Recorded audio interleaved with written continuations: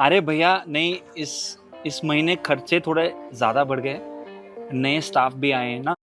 કલોલના MLA સાહેબ એવા અમારા બકાજીના નાડકવાયા દીકરા એવા અમારા ધવલભાઈનું અહીંયા અમારા ગ્રુપ વતી હાર્દિક સ્વાગત છે. સાથે સાથે આવેલા ગ્રુપમાં જેટલા પણ મહેમાનો છે બધાનું અહીંયા હાર્દિક સ્વાગત છે. જય હો. ધાર્મિક ભાઈનું સ્વાગત છે.